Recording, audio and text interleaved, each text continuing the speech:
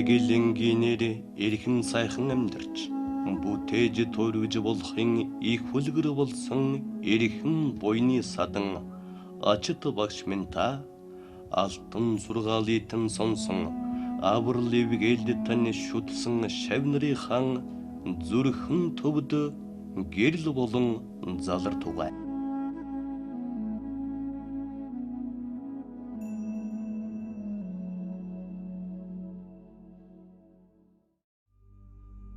Хүүхэн худагтын 8 дугаар дүрийн хувилгаан Оолойн тагарван 17 дугаар жарны модон хонин жилийн зуны ядаг харагчин хонин сарын шинийн 8-ны өдөр энэ хорвоогийн мөн хусыг үзүүлэн жанчаллаа.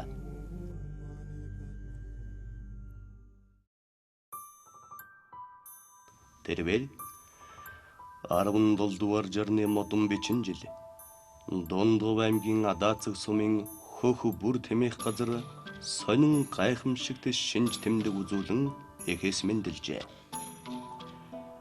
Нутгийн хувилгаан лам зав ловн лам соднон балжир нарын тэргүүтээ дээдэс шинжээд манай нутагт онцгой хутагт хувилгаан мэндэллээ. Энэ хүүхдийг цэврэрүүн байлгатун нас өдөр дөчрээд олон түмэнд хүндлэгдэн шүтэгдэх болно хэмээн бошиг үзүүлсэн байна.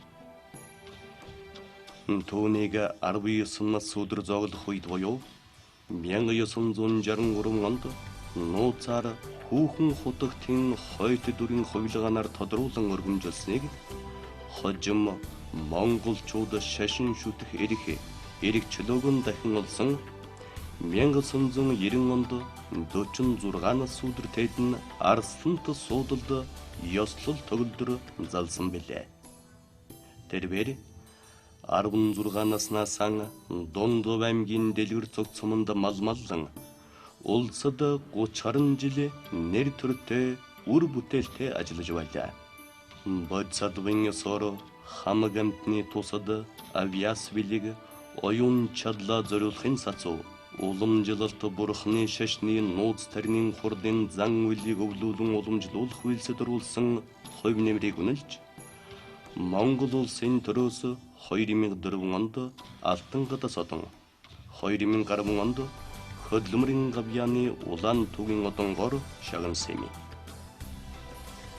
Эх болсон 6 зүйл хамаг амтны тусад говийн ноён хутагт данзан арвжагийн тогтон дэглсэн нууц тарины ёсны үржин шадвлэн хийдийг үүсгэн байгуулж нүүдэлчдийн язгуур болон уламжлалт өв соёлыг сэргээх залуу сурган хүмүүжүүлэх олон зуун шавь нарын номын багш байж дагуулан үлгэрлэх Монголын бурхны шашны дахин дэлгэрхэд оруулсан багшийн эрхэм үйлсийг шавь нар нь нэр төртэй үргэлжлүүлэх болно.